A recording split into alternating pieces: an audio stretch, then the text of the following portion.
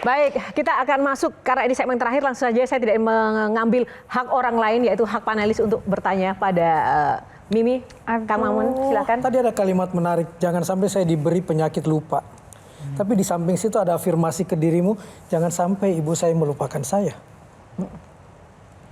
Ya. Di kondisi ibumu yang sakit. Ya, karena itulah saya jawab. Karena itulah saya beruntung. Katanya kalau kita masih bisa punya tugas untuk merawat orang tua itu jaminannya surga. Katanya. Ya. Jadi artinya bukan berarti kakak atau adik saya enggak, karena memang dalam keterbatasan ibu saya dengan sakitnya kita masih bisa titip anak-anak gitu loh. Matanya yang masih aktif, walaupun gerakannya jadi jauh lebih lambat, tapi dia masih bisa ke dapur, kadang masak, masih kita bisa titipin, masih bisa bercanda sama menantunya, sama Raul, sama cucu-cucunya gitu. Jadi karena saya ajak terus untuk ngobrol, komunikasi, kadang jadi dia masih dia berpikir dia sehat, jadi masih pergi ke bank atau masih ngecat rambut. Artinya itu kan dia masih energi gitu, masih energetik gitu. Dan itu sumber energi yang paling kamu takutkan hilang kan? Iya, karena itulah tiap hari saya ajak ngobrol karena memang dekat kan, jadi memang nggak bisa spell namanya Yanti, Yuni, dia udah nggak bisa, udah agak sulit gitu. Makanya mama nggak boleh emosi, pelan-pelan gitu. Baru ketika pelan dia ingat gitu, nama saya gitu. Kadang kan mungkin ucapan sama yang ada di kepalanya mungkin nggak sinkron. Ibunda itu kan pasti kan ngasih nasihat, ngasih wejangan pepatah atau apapun itu. Ada nggak satu pelajaran yang diturunkan kepada anak Mimi yang kelak bakal diturunkan kepada cucunya gitu-gitu, ada nggak? Iya, mama itu selalu on time, rapih, terus ya saya rasa ya karena itu disiplin ya, jadi nurun. Nah itu kan sifatnya selalu on time, tapi kan pasti tuh ada tuh kalimatnya tuh kayak apa gitu, ada udang di balik batu gitu, misalkan apa gitu, ada nggak sih? Aku pengen contek soalnya nanti. Iya, kalimat ya itu biasain juga. Memang ada satu penyesalan ketika mama itu sebetulnya sebelum sakit dia minta, karena kesibukan anak-anaknya, dia minta tuh setiap 1 minggu sekali lah kumpul makan gitu loh. Karena semua masing-masing udah pada sibuk gitu. Jadi ini mungkin bisa kita terapkan ke anak-anak. Jadi memang komunikasi di meja makan itu jangan asik sendiri-sendiri. Nggak boleh ada yang bawa handphone ke meja makan. Kita upayakan untuk bisa maksimum. Kadang Sabtu kita kerja ya, maksudnya ketemu aja pas lagi sarapan. Saya sekarang pun pas latihan wushu saya ajak mama, ayo ma, walaupun saya tahu mama susah untuk gerak, tapi dia at least kena sinar matahari yang mana itu bisa menyehatkan dia. Nah ini menarik, tadi ada kata penyesalan. Sampai dengan titik ini, apa penyesalan terbesar seorang Mimi? Ya salah satunya kalau terkait keluarga adalah ketika mama sakit jatuh itu kita semuanya nggak lagi deket sama mama. Maksudnya lagi nggak satu rumah sama mama, teman semuanya dengan kesibukan masing-masing. Terus ya lain-lainnya saya anggap itu takdir gitu, kayak soal perpisahan. Tapi alhamdulillah dengan permintaan saya kembali, saya minta diberikan kesempatan untuk kembali bisa merawat anak-anak saya dan semuanya dibuat kembali smooth gitu sama. Jadi bisa dibilang tidak ada penyesalan. Ya kalaupun kegagalan tapi nggak usah berlarut dan lain-lain. Gitu. Wow, tepuk tangan. Mbak Kade, warisan untuk anak itu kan ketika kita generasi orang tua kita ke kita kan mendidiknya jelas keras, disiplin, challenge dalam kondisi penderitaan.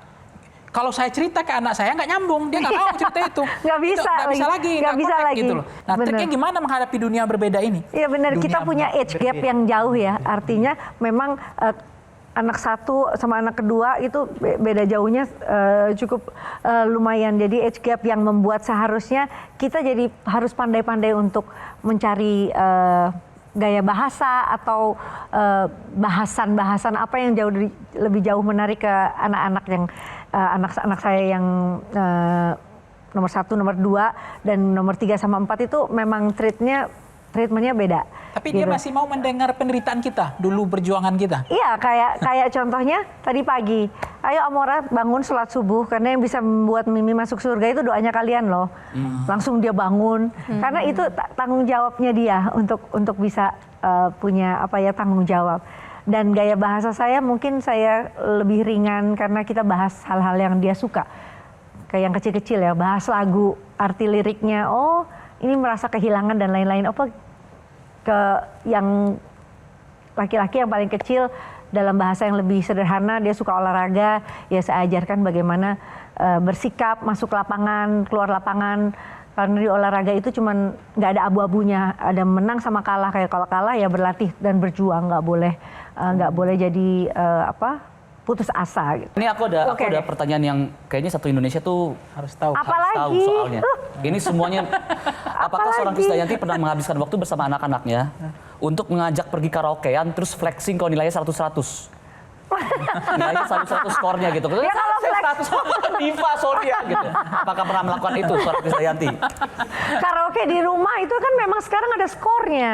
Betul. Betul gitu. Jadi Jadi melakukan itu dan selalu 100. nggak sampai 100 lah. Tapi 99. ya itu bagus lah. Sombong Anda ya. Kalau disuruh kasih nilai sampai 100, Berarti melakukan. iya makanya disuruh kasih nilai 100, yang paling nilainya 100 itu ketika Krisdayanti disebut boneka India, Boneka Barbie. boneka Barbie, nah itu dia, boneka Barbie, atau ketika kamu jadi sampul majalah gadis dengan rambut gaya Demi Moore. Itu yang keriting itu bukan sih? Yang pendek Bukan. ya, Demi Moore. Saya tuh senang karena itulah tadi dari panggung ke panggung tapi tidak kehilangan jati diri. Artinya saya memang menikmati semua momen hidup saya sampai akhirnya semua tuh membekas ketika jadi sampul cerita tentang cover rambut bob dan lain-lain. Saya ingat tuh prosesnya, make upnya, saya ingat semuanya. Jadi itu yang membuat saya terus merasa bersyukur bahwa untuk mencapai semua jalan kehidupan itu tapak tilasnya harus kita ingat. Tepuk tangan buat panelis ini.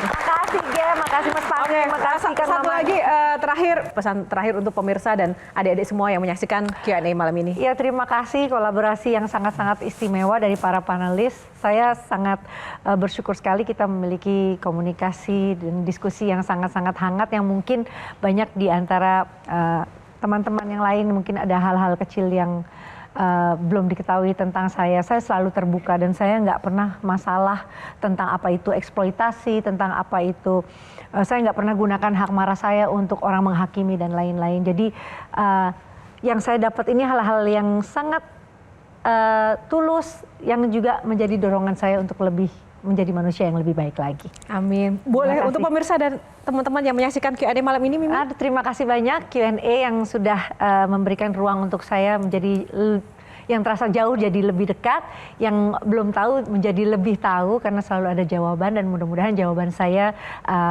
cukup bisa memberikan kehangatan Anda malam hari ini. Wow.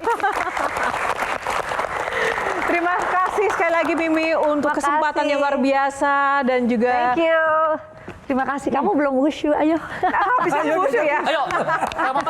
Oke, baik demikianlah episode Q&A kali ini. Semoga bermanfaat bagi teman-teman dan juga pemirsa yang menyaksikan dan memberikan inspirasi sekaligus juga menambah pengetahuan baru bagi Anda yang menyaksikan kali ini. Saya Yohana Margareta undur diri, 25 tahun Metro TV Journey with Empathy. Karena setiap pertanyaan selalu ada jawaban. Terima kasih, silakan bersalaman dulu. Para panelis boleh.